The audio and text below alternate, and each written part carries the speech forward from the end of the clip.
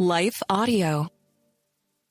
What is the reward? The mental bandwidth. You are lightening that invisible load that keeps going on and stresses you out because you're taking some steps moving forward.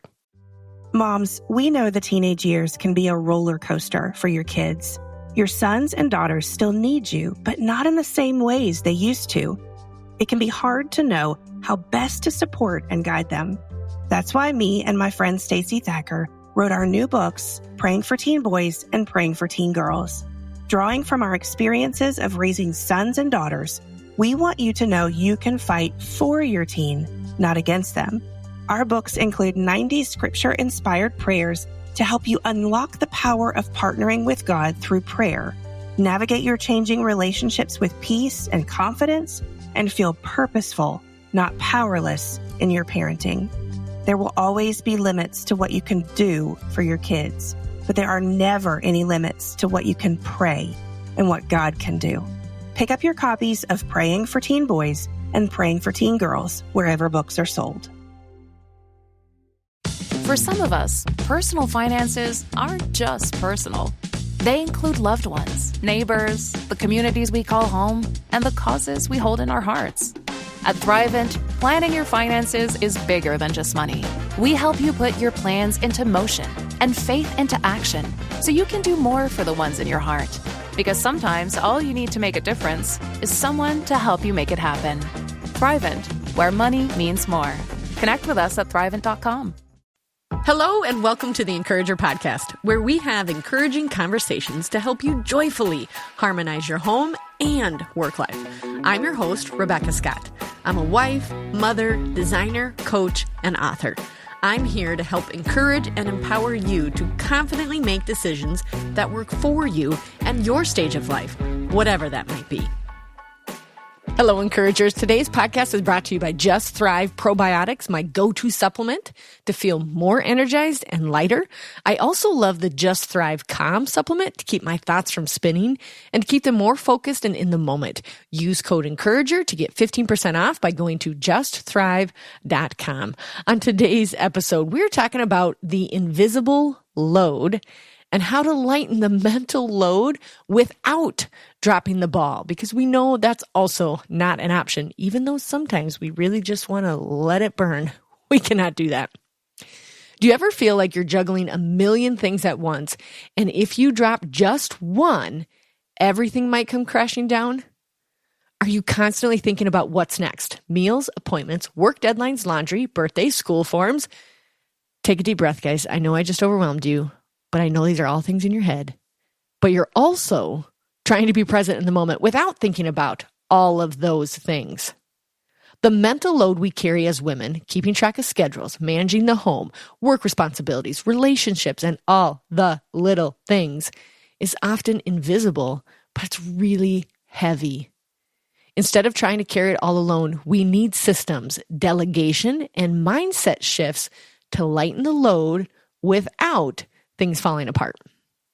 The invisible load is the things we manage that no one sees. So this is the family schedules, the emotional labor, the managing the home tasks, remembering the tiny details, the work deadlines, what kid likes corn, what kid likes peas, what your husband likes when he comes home, what are the things that need to be washed, what are the things that can't be washed, why this one needs this detergent, but this one needs this detergent. All of the tiny things that are invisible, but yet still important and something that we alone can carry.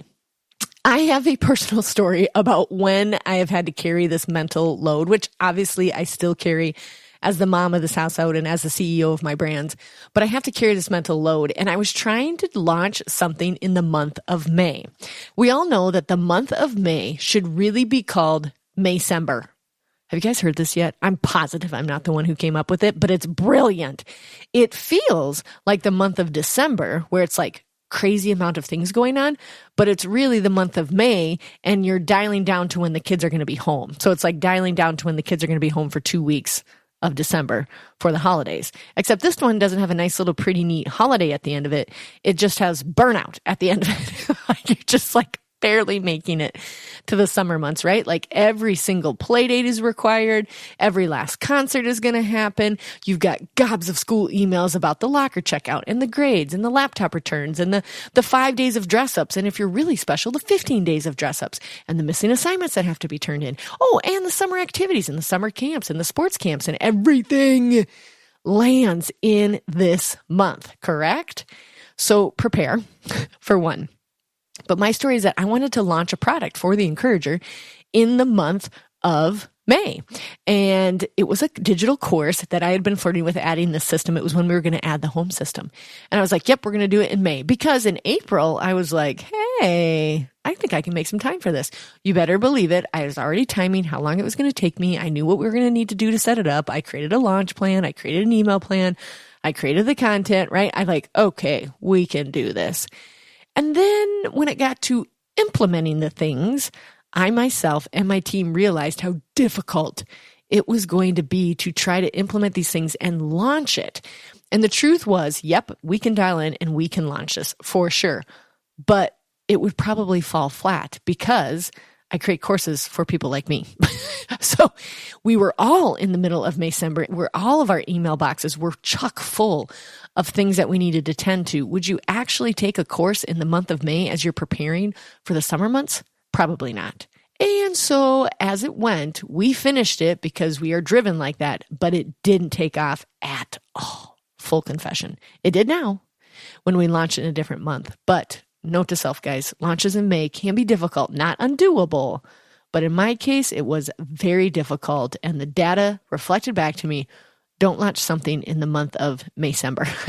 This won't apply to all of you and all your unique positions and roles and that sort of thing. But I do know from a course perspective, it was not a good month to try and do that. On top of, we are planting, we are calving, and I had to figure out my travel itinerary for all of my show season that summer. There's no wonder we could not get this off of the ground. I had to find a way to lighten this load without dropping everything. And so I decided from that month on, I was going to remember that the month of May is called Maycember for a reason, and not to launch things during that month, and figure out how to pre-plan for May so I could lighten the load without dropping everything as we moved into the summer. I rearranged May so it would feel more approachable and feel more peaceful. This matters because the weight of the invisible load leads to exhaustion, because we're not talking about it. It leads to resentment because people can't figure out what we're trying to do. And clearly it's obviously in our head, right? And burnout, the worst of those. If we don't manage it, we end up mentally cluttered, overwhelmed, and constantly stressed by ourselves because it's invisible. Lightening the load isn't about letting go of everything, because that's not an option. We know that. But prioritizing, systemizing, and sharing the responsibility. So I'm going to give you 3 key strategies to lighten this mental load without dropping the ball. Number 1, you got to externalize the mental load. You got to get it out of your head. This is the brain dump. You've heard me talk about the brain dump in several episodes here. Your brain is for processing, not storage. Think of that. Your brain is for processing, not for storage. So my brain dump method is write everything that's taking up space in your head. And permission, if you like to write this physically, if you like to talk to Otter, it's an AI app on your phone. If you like to use your phone app, if you want to type it out, whatever it is, just get it out. Here's the things though. Do not judge what you're writing down. And don't edit it and don't organize it right now. This is getting it out. It's getting out that mental load onto a piece of paper. Don't judge it, edit it, or organize it, okay? You're just getting it out. Then create a default system for the tasks that you just wrote down. Now, some of the things on the brain dump were just thought patterns, like you need to pray about something, or maybe it's you need to buy something. These aren't all going to be task related on your brain dump, but if they are, grab those tasks out and figure out how you're going to implement them. Is it going to be you're going to put them into your weekly agenda, which is a free resource on our podcast website, theencouragerpodcast.com, or is it a planner? Is it a digital app? Maybe it's a sticky note that you just need to place in the place where you're going to order the thing. Try to organize, now you can, after you've brain dumped it, pull the things out of there that are tasks and find what is the best way to start implementing them, okay? Then also batch the tasks into categories. So as you're looking at these, you're like, wait. This is all stuff that I need to get. Maybe shop. So you're going to put that into a group. Wait, this is all home chores that need to get done. So you're going to group those together. And this is all about family. And this is about self-care, like how I have to make those appointments, okay? Try to group these things together so that you can batch them later, meaning completing them at one time so you stay in the same mind frame. So if I'm doing tasks related for my home, I'm thinking about the home, I'm doing those all together. If I'm thinking about work, I'm going to do all these tasks for work together because they belong together. If I'm doing stuff for my family, they belong together, okay?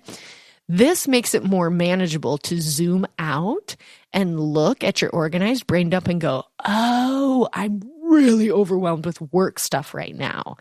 I need to possibly delegate it, erase it, or just group it because it does have to be done. But this allows you to zoom out and see all the things, and especially the ones that are the most chaotic or have the most bullet points and the most thought towards them. I highly recommend this, you guys. If there's a lot of things in this brain dump that deal with your family or your home system or your marriage, use the Honey Huddle. It's a free resource on the encouragerpodcast.com. It'll get you and your spouse on the same page, and you will talk through with them very kindly about the invisible load that's going on in your head. And when you get that down on that Honey Huddle, you'll be able to share the responsibility, okay? That's one little hack after you do this brain dump is like, ooh, should some of this just belong in the Honey Huddle so we can talk this through? The second key strategy to lightening the mental load is to delegate and automate. You don't have to carry it all alone. That is not what we are asked to do. They said the yoke will be light, right? We have to refer to that frequently. So how can we delegate and automate? Just because you can do it all doesn't mean you should. I know. It's just easier for me to do it, but we can't. God gave us lots of beautiful people and lots of beautiful systems and automations to help us. We do not have to do this alone. So in order to delegate and automate, think about this. Assign tasks to family members. Looking at that brain dump, what could your kids do from that? What could your spouse help with from that list? What could your work team train and learn to do so it doesn't just fall on you? Especially if this is a task that comes up frequently, weekly, monthly, quarterly. How can you create a system around that to assign it, to delegate it to someone else? Before you start strategy number 2, I want you to ask the Lord for wisdom and direction. Some of you have a hard time with delegating or automating things. It doesn't come naturally to you. Ask the Lord for wisdom and ask these things. Who can help me? How can they help me? Use those who and how to do this strategy number 2, okay? And remind yourself, you already know everybody you need to know. Remember? I love this phrase. It's not limiting. It's exhilarating because you're like, wait, I do know so-and-so that knows so-and-so. So when you're answering the who can help me assign these tasks or who can help me do this task, you already know everybody you need to know. Hey, encouragers, hope you're enjoying this episode. We'll be right back after this short break. Moms, we know the teenage years can be a roller coaster for your kids. Your sons and daughters still need you, but not in the same ways they used to. It can be hard to know how best to support and guide them. That's why me and my friend Stacey Thacker wrote our new books, Praying for Teen Boys and Praying for Teen Girls. Drawing from our experiences of raising sons and daughters, we want you to know you can fight for your teen, not against them.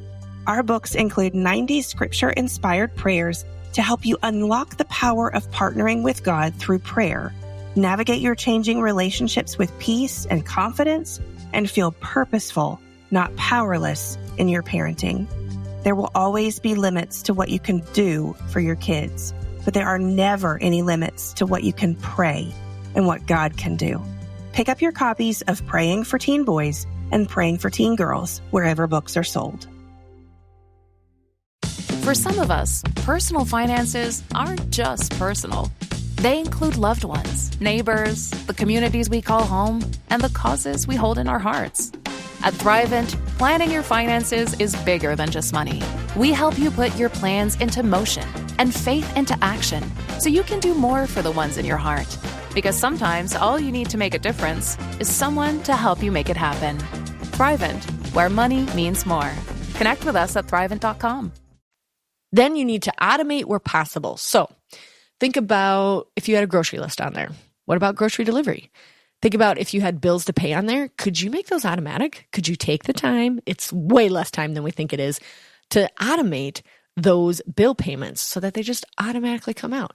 What about meal planning? Is there something that you can automate about that? Like you just have the same breakfast plan every week. Maybe it's the same lunch plan. Maybe it's trading with a friend because you already know everybody you need to know who has a fantastic meal plan.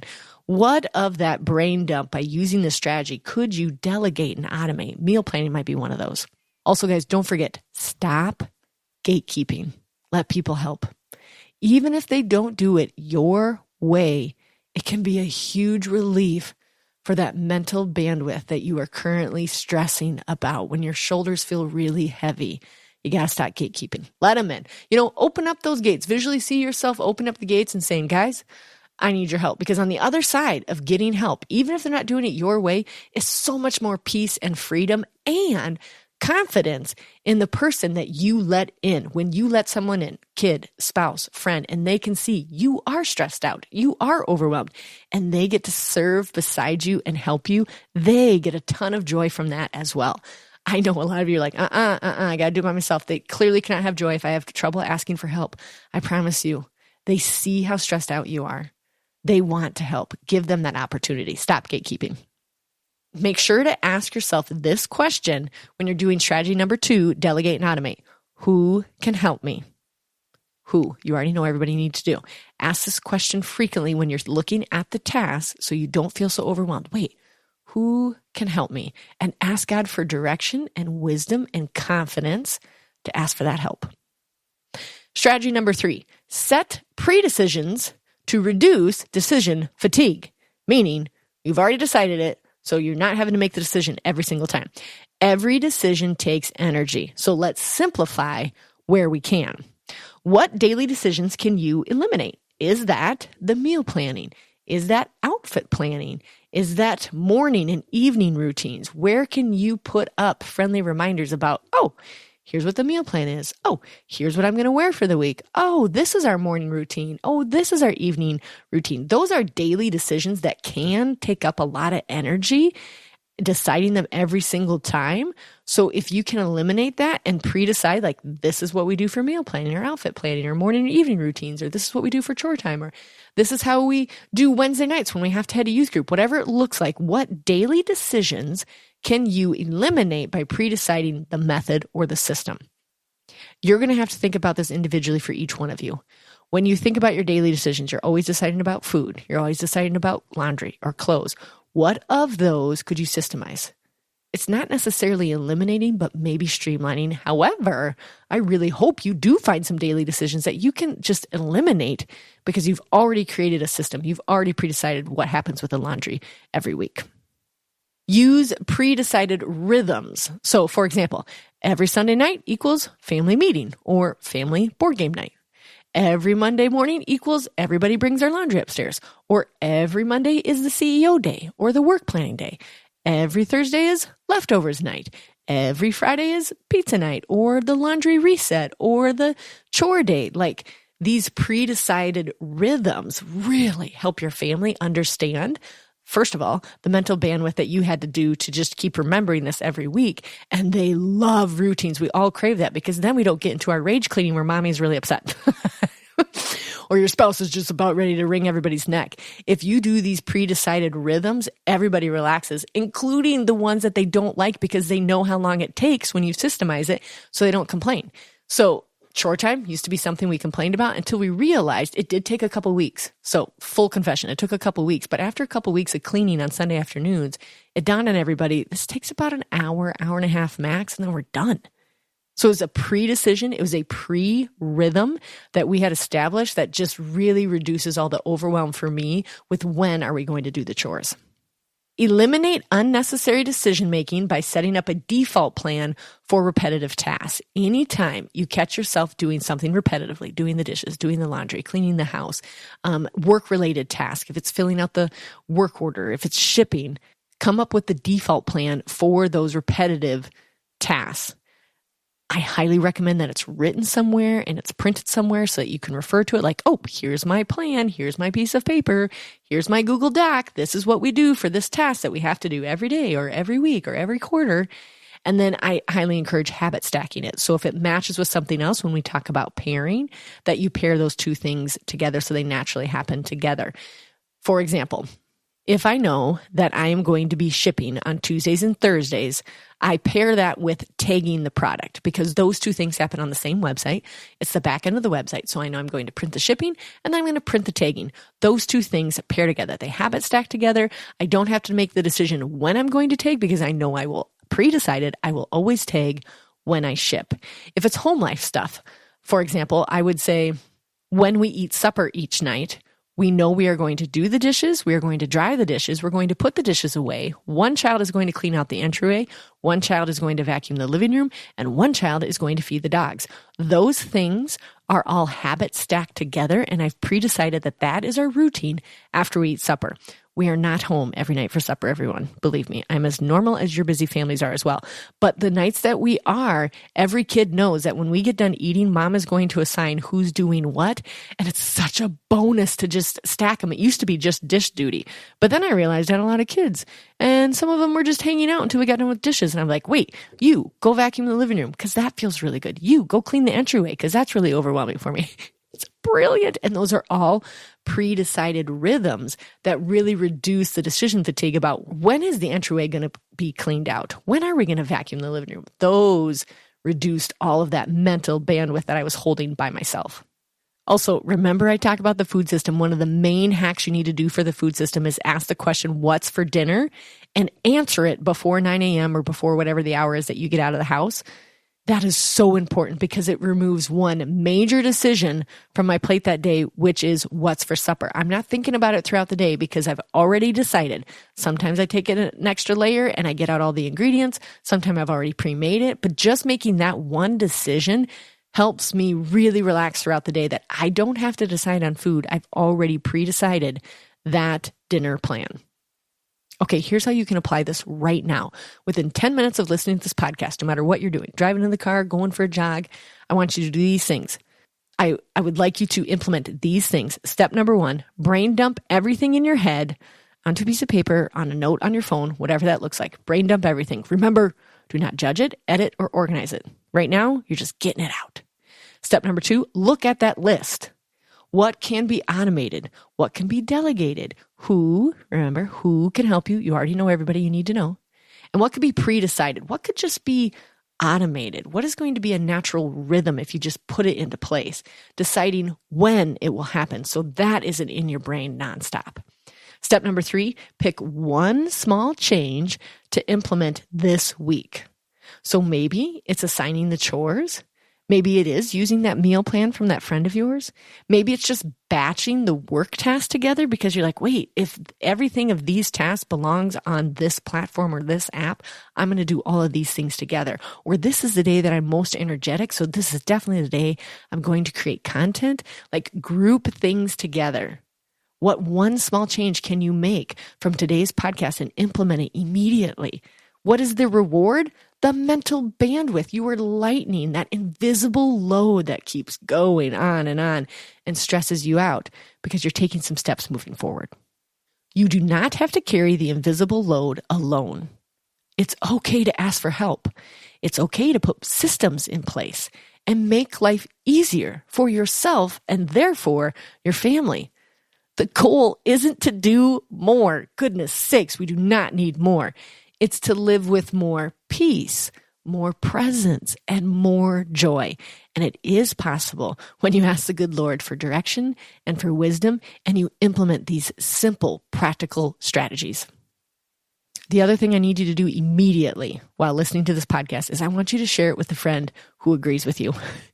She's the friend that has that invisible load that is really stressing her out. Share this episode with her. She can implement one of the 3 strategies immediately so she can also feel the relief that you are feeling in this moment. Please do share this episode.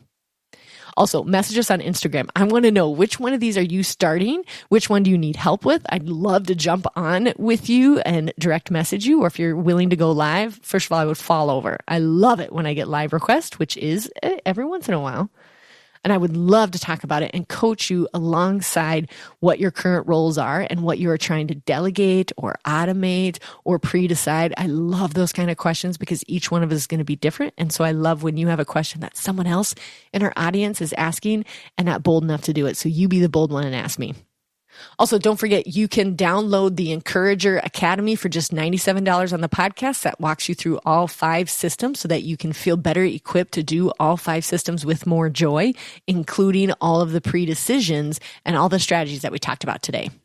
I also have a real life example of someone who just went through my Encourager cohort who drastically reduced her invisible load by doing some of the simple strategies we talked about today. Jen Brinks ended up doing the brain dump because it would be in her head and she knew what it was, so she would just do task after task. But when I asked her about, let's just write it down, and she wrote it down, it allowed her to visually see it, to zoom out and decide what could actually be done that day. But it also allowed her husband to know she was, in fact, working on these things. And not in like a accountability or like a, well, it's on your list, it's not getting done. But it allowed him to also know, whoa, this is everything that's on Jen's brain today that she's trying to get done. So he could also kick in some help or just give her permission to be like, hey, that's a lot. You don't have to tackle all that day, giving her a little bit of permission. And for Jen just to see the sheer amount that was going on in her brain. So I highly encourage that. Brain dump is a really good strategy to take a look at everything that's going on in your brain and allow those around you to see it as well. Also, special bonus, you guys, we are going to create a worksheet for you. It'll be available on the encouragerpodcast.com underneath the resource tab. That is a mental load decluttering worksheet. It kind of walks you through these strategies so that you can visibly see like, oh, here's what's going on. Sometimes we just need the practical on a piece of paper. And I think this is really going to help you implement these 3 strategies more efficiently than just listening to the episode. So make sure to go ahead and download that. Until next time, Encouragers, we got this because he's got us. Thanks so much for tuning in. If the Encourager podcast has helped or encouraged you in any way, please subscribe to the show and leave a 5-star review. And then help us spread the message of encouragement and hope by sharing the podcast with others. Ready to bring more organization and joy into your life? The Encourager Academy helps you harmonize your home and work life through our online course and coaching programs. Our 5-system approach, me, food, family, work, and home, tackles your biggest obstacles, offering lifetime access to video lessons and guided worksheets. Learn at your own pace with practical tools and strategies. Enroll now at encourageracademy.com and use code WeGotThis for $50 off.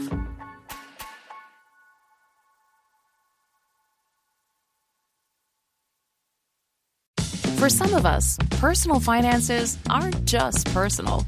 They include loved ones, neighbors, the communities we call home, and the causes we hold in our hearts. At Thrivent, planning your finances is bigger than just money.